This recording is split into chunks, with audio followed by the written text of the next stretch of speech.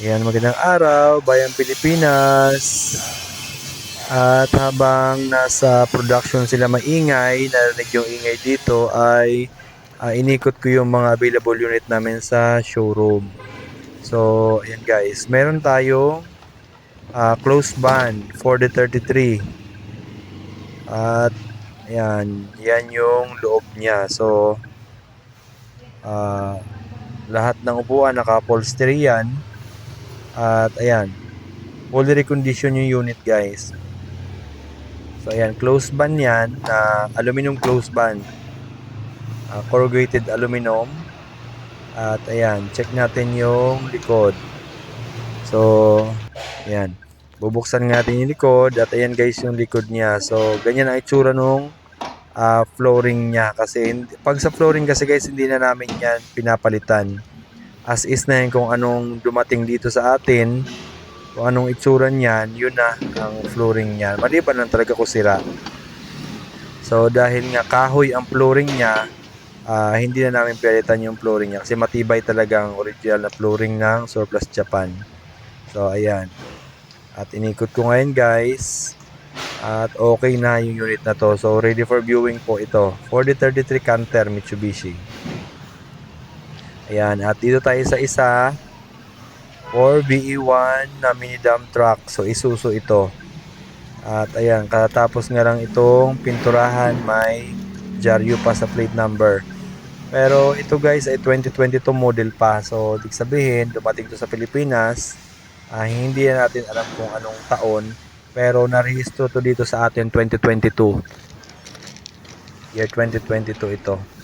So, ayan. At walang ako mautusan dahil busy sila sa showroom. Sa production. Ako na mismo ang may hawak ng cellphone at nilapag ko lang sa may mga bato. Yan guys. So ako na mismo yung wala kasing tao sa showroom dahil wala pang pasok yung mga sales talaga. So pero sa production meron na. Ang ginagawa dyan sa production habang nandyan ako sa showroom ay may ginagawa ng mga truck ng mga contractor at yung mga tao namin ay nag-sort out muna sila ng mga scrap na hindi na nagagamit at yung mga basura na kailangan na talagang itapon. So maraming truck yan guys, aabutin ng mga 4 na truck yan na malalaki. So ayan. At ito available unit din sa amin, isang 10PE-1 Isuzu. So yun guys, 14 cubic ito. Sa mga interesado, message nyo lang po ako. Yan, so wala nga talaga ako mautusan dyan dahil wala naman tao. Wala namang pupasok na sales pa. Ang meron lang talaga dyan ay yung in-house namin at nasa likod sila busy kasi kakaligpit nila doon. Pinapalinis ko sila lahat, ang buong production. So, walang tao dyan. So, ako lang din. Nilagay ko lang din sa bato yung cellphone.